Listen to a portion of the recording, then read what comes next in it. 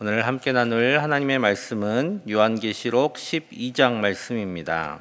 오늘 하나님께서 주신 이 귀한 말씀으로 우리 사랑하는 성도님들께 힘과 용기를 주시기를 간절히 축복합니다. 요한계시록 혹은 이 묵시록이라고 불리는 이 말씀들은 기본적으로 그 말씀을 읽는 공동체가 공유하고 있는 어떤 말씀, 그리고 중요한 사실들, 그리고 어떤 상식들을 전제하고 쓰는 말씀이 바로 이 계시록과 묵시록의 말씀입니다. 마치 이제 여긴 그래도 전남이니까 거시기 아시잖아요, 거시기. 우리가 하는 그 거시기 알잖아요. 이렇게 얘기를 하면 사실은 다 못 알아들어요. 왜냐하면 거시기가 뭔지 어떻게 알겠어요? 하지만 중요한 것은 그걸 알아듣는 사람이 있습니다. 누가 알아듣냐면 지금 말하고 있는 그 사람과 어떤 상황을 공유하는 사람, 어떤 문제를 공유하고 있는 사람, 어떤 맥락을 공유하고 있는 사람은 그 거시기가 뭔지 알아요. 그러니까 대화를 하는 중에 나오는 거시기는 뭔지 알지만 그냥 뜬금없이 나오는 말은 못 알아듣는 거죠. 왜요? 그게 뭘 하는지 알 수가 없기 때문에. 그래서 오늘 요한계시록의 말씀 또한 그러합니다. 그 상황을 알고 있는, 그래서 그 믿음을 공유하고 있는 믿음의 교회 공동체들은 이 말씀이 어떤 말씀인지 이해가 가지만 그것을 알지 못하는 사람들에게는 생소한 말씀, 이상한 이야기들로 들릴 수 있도록 그렇게 그렇게 쓰여진 말씀이 바로 이 요한계시록의 말씀입니다. 그래서 보통 이 계시록의 말씀은 요한계시록처럼 이 묵시록의 말씀들은 좀 위기의 시기에, 그래서 잘못하면 이 책의 내용들을 너무 적나라하게 쓰면 위험할 수 있는 그런 시기에 중요한 이야기들을 여러 상징들로, 다른 이미지들로 대체해서 숨겨 놓은 것입니다. 그것이 어떤 대단한 비밀이 아니라 같은 상황을 공유하고 있는, 같은 믿음을 공유하고 있는 공동체들에게는 이해될 수 있는 그런 말씀이다라는 것이죠. 그래서 그 이미지들이 상징하는 바를 이해하면 어떤 말씀이다라는 것을 쉽게 이해할 수 있는 말씀, 그래서 많은 사람들이 함께 그 말씀으로 위로를 받고 힘을 얻을 수 있는 말씀이 바로 이 계시록의 말씀입니다. 오늘 함께 말씀을 나눌 텐데요. 보면 처음부터 끝까지 한 중요한 인물이 한 명 등장합니다. 바로 여자가 등장하지요. 그러면 여자가 누구인지 알면 이 말씀을 이해하는 데 큰 도움이 됩니다. 그래서 몇 가지 여자를 이해하는 단서들을 한번 살펴보겠습니다. 먼저 1절 말씀 제가 읽겠습니다. 하늘에 큰 이적이 보이니 해를 옷 입은 한 여자가 있는데 그 발 아래에는 달이 있고 그 머리에는 12별의 관을 썼더라. 아멘. 자, 먼저 이 여자의 모습을 잘 보십시오. 해를 옷 입었고 달을 발 아래 두고 있고 12별의 관을 썼다라고 말씀하고 있습니다. 또 여자에 대한 단서를 계속 따라가 볼게요. 5절 말씀 우리 같이 읽어볼까요? 여자가 아들을 낳으니 이는 장차 철장으로 만국을 다스릴 남자라. 그 아이를 하나님 앞과 그 보좌 앞으로 올려가더라. 아멘. 이 여자가 아들을 낳았습니다. 이 아들은 누구실까요? 예수님이시겠죠. 철장으로 만국을 다스릴 권세가 있는 사람, 바로 메시아 예수 그리스도를 뜻합니다. 단순하게 생각하면 예수님의 어머니인가, 마리아인가 이렇게 생각할 수도 있지만 이어지는 내용들을 보면 마리아로 해석하기에는 어려움이 분명 있습니다. 분명한 것은 여자가 아이를 배웠고 진통하다가 영으로부터 핍박을 받는 그 과정 가운데서 마침내 아들을 낳았다라는 내용이 지금 나타나고 있습니다. 한번 또 계속 이어가 볼게요. 6절 보면 그 여자가 광야로 도망하매 거기서 1260일 동안 그를 양육하기 위하여 하나님께서 예비하신 곳이 있더라. 그리고 거의 동일한 말씀이 반복되는 게 14절에 나옵니다. 그 여자가 큰 독수리의 2날개를 받아 광야 자기 곳으로 날아가 거기서 그 뱀의 낯을 피하여 한 때와 2때와 반 때를 양육받으매 라는 말씀이 나옵니다. 우리가 요한계시록 말씀을 읽을 때 한 가지 주의할 점이 있어요. 요한계시록 말씀이나 이런 여러 서신서들은 제가 지난번에도 말씀드렸지만 들려지는 말씀입니다. 예. 누가 이거 읽어주고 듣는 말씀이에요. 그래서 우리가 보통 어떤 책을 쓸 때 반복해서 잘 안 쓰잖아요. 지면을 아끼기 위해서. 하지만 성경은 반복해서 많이 이야기를 합니다. 왜냐하면 듣는 거기 때문에 한 번만 읽어주면 잊어버려요. 그래서 어떤 상황들을 여러 번 반복해서 읽어줍니다. 오늘 12장 말씀은 이렇게 두 가지 관점으로 마치 영화를 찍듯이 먼저는 여자의 포커스가 맞춰져서 이렇게 이야기를 한번 하고 또 하늘에 있던 어떤 용과 천사의 싸움에 대해서 이렇게 같이 영화를 찍듯이 그렇게 비춰지다가 나중에 그 장면이 하나로 합쳐지는 그런 반복되는 장면들이 나오는데요. 오늘 6절과 14절은 그런 장면에서 겹쳐지는 말씀입니다. 자, 그러면 여기서 보면 먼저 숫자들이 나오는데요. 6절에 보면 1260일이 나옵니다. 그리고 14절에 보면 한때와 두때와 반때가 나옵니다. 이런 숫자들은 계속 반복이 되는 숫자들이에요.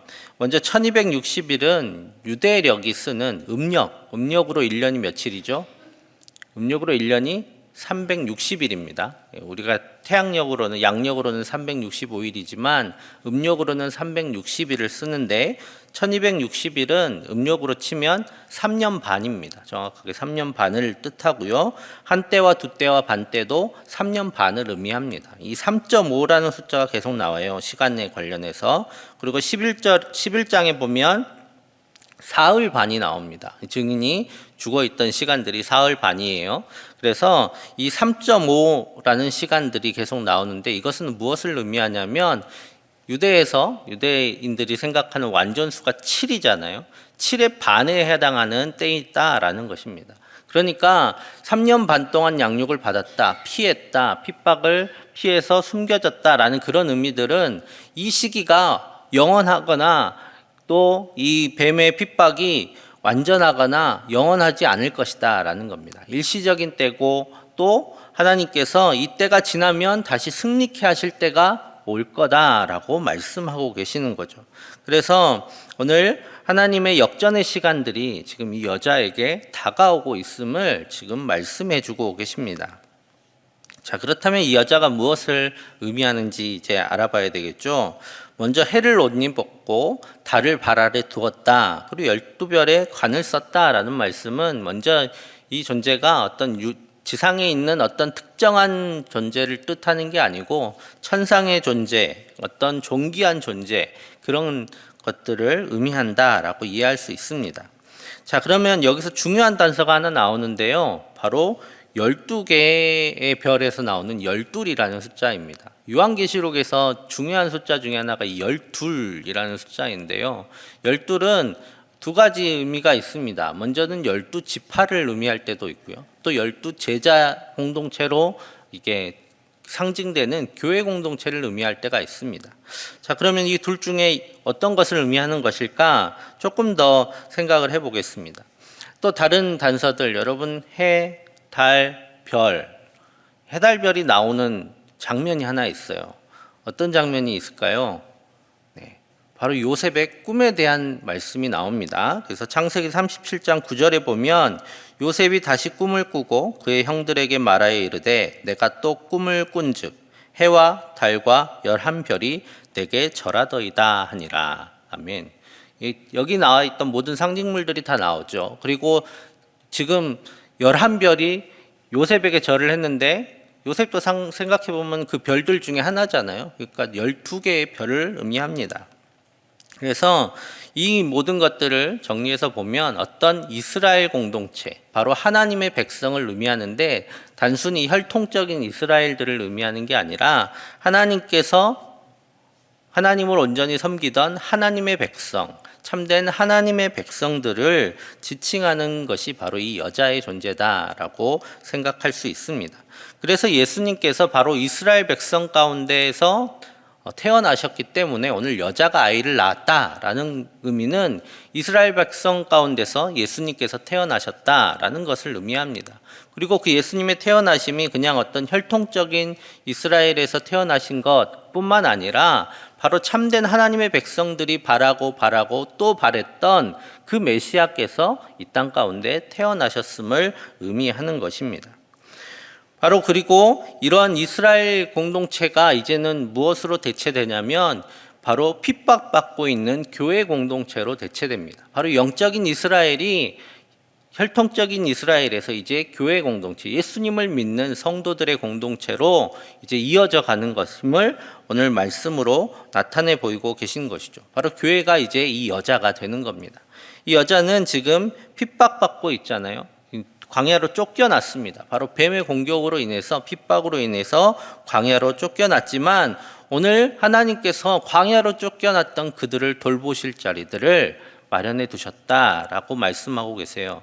마치 이스라엘 백성들이 광야에서 떠도는 동안에 하나님께서 도우심으로 그들이 살아갈 수 있었던 것처럼 광야로 쫓겨난 교회도 하나님께서 돌보심을 통해서 이 핍박의 시간을 이겨낼 것이다 라고 오늘 위로해 주고 계시는 것이죠.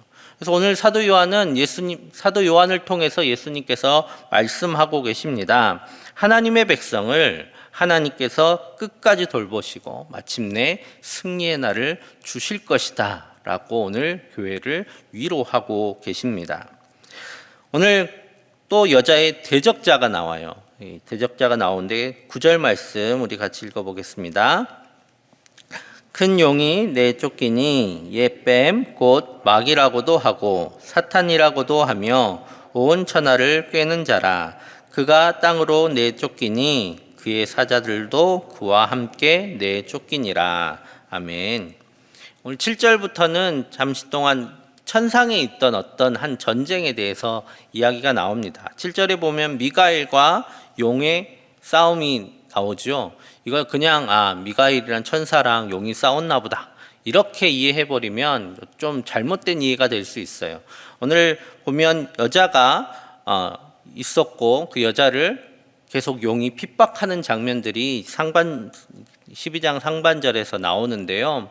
그러면 이 싸움 가운데서 어떻게 여자가 끝내 살아났는가? 바로 미가엘로 대표되는 하나님의 세력이 이 여자를 지키기 위해서 용과 계속 싸워왔다라는 겁니다. 바로 하나님의 계획과 하나님의 뜻이 이 세상의 악한 세력으로부터 하나님의 백성을 지켜왔던 과정들을 아주 압축적으로 표현하는 것이 바로 미가엘과 용의 싸움을 의미할 수 있습니다.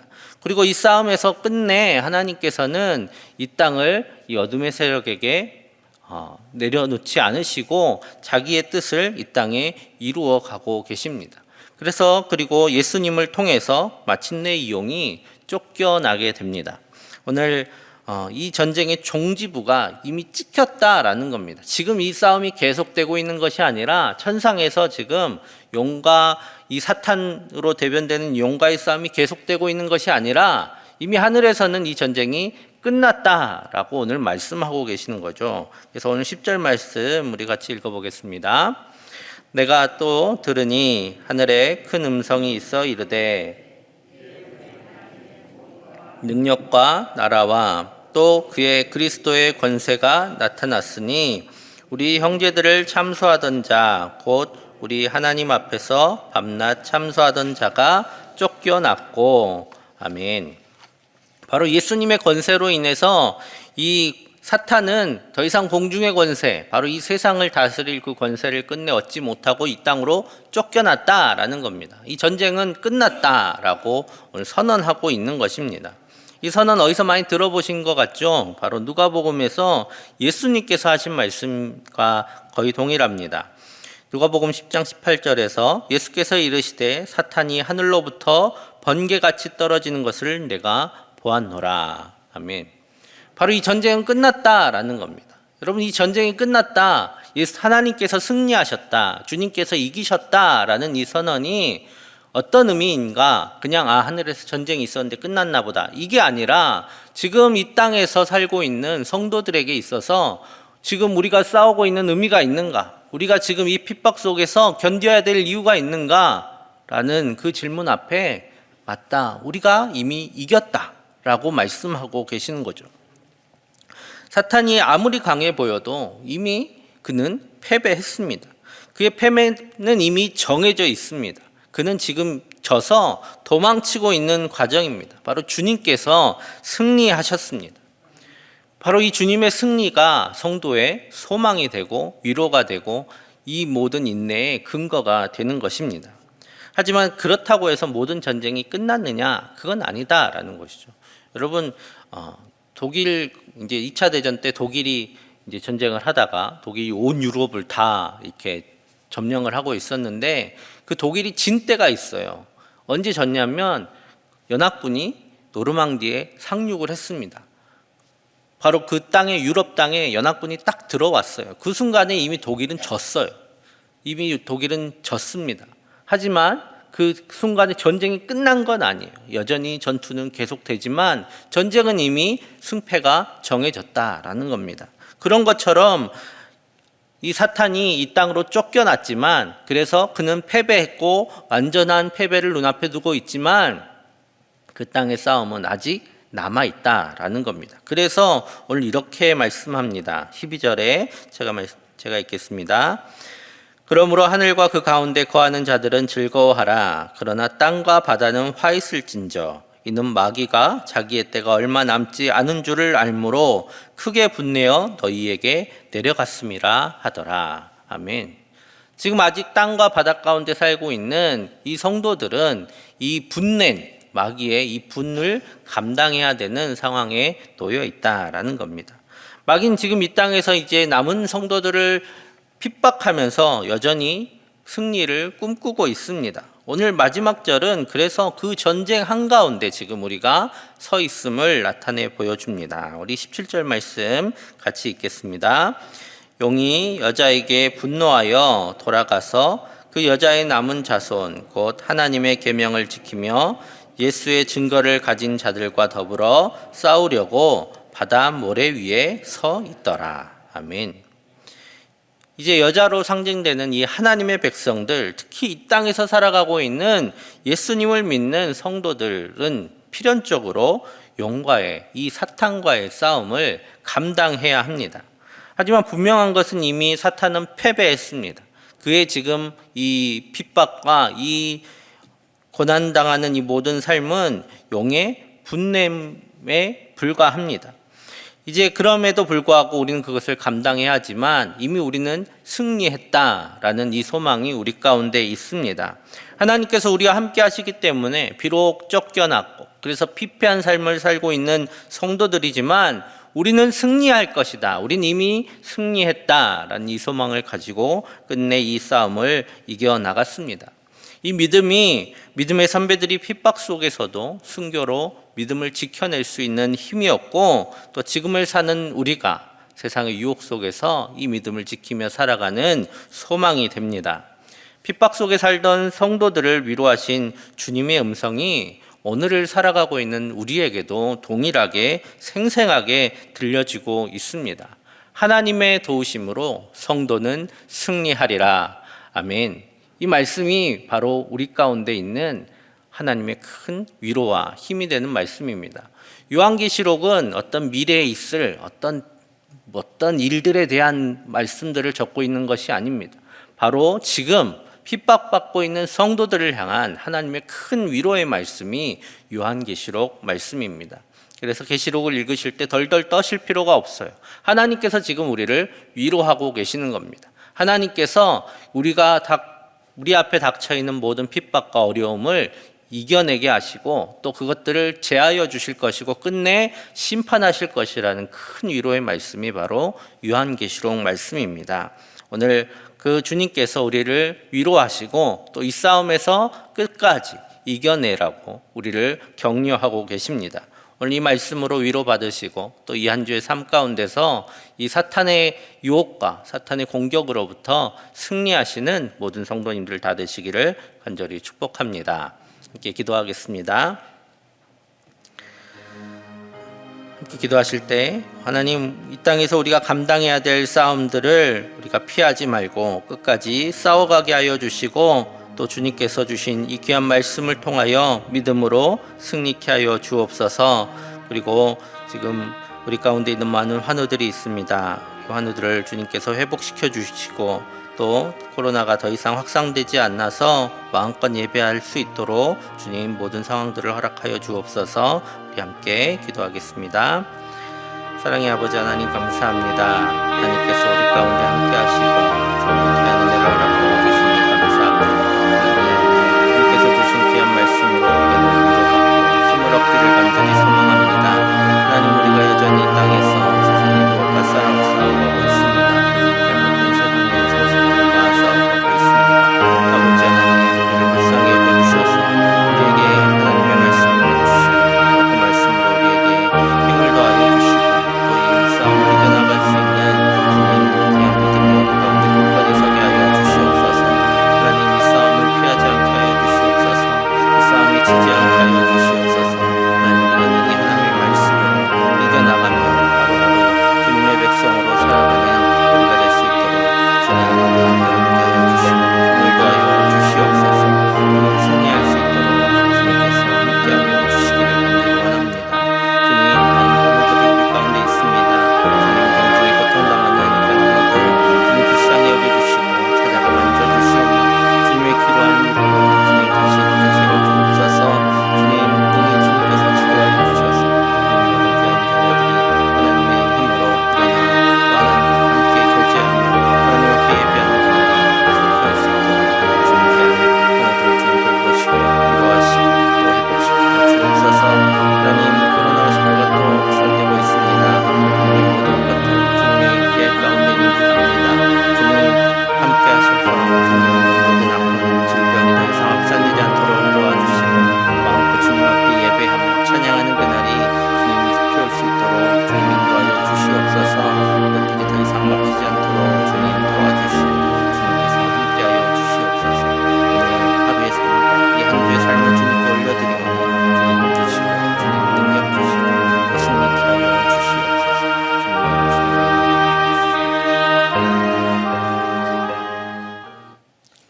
사랑의 하나님, 하나님께서 우리를 하나님의 백성으로 세우시고 또 이 땅 가운데서 이 사탄의 세력들과 싸움을 이어가게 하여 주시니 감사합니다.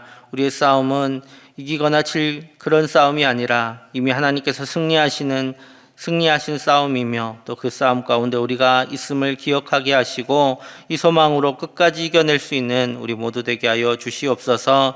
하나님, 사랑하는 환우들을 주님 기억하여 주시고 그들을 회복시켜 주시고 또 힘을 주셔서 하나님 함께 예배하며 교제하는 그날이 속히 올 수 있도록 주님 늘 돌보아 주시옵소서. 코로나19가 또 확산되고 있습니다. 하나님, 이 약한 질병 더 이상 우리의 예배를 막지 못하게 도와주시고 하나님 앞에 마음껏 찬양하며 나아갈 수 있는 그날과 또 사랑하는 성도들과 교제할 수 있는 그날이 막히지 않도록 주님께서 돌보시고 또 인도하여 주시옵소서. 이 한 주의 모든 삶을 주님께 올려드립니다. 주님께서 인도하여 주시고 형통케 하시며 주님의 뜻을 따라 주님의 길을 걷는 주님의 백성으로 승리하는 귀한 한 주 되게 하여 주시옵소서. 모든 것 주님께 올려드리오며 예수님의 이름으로 기도하옵나이다. 아멘.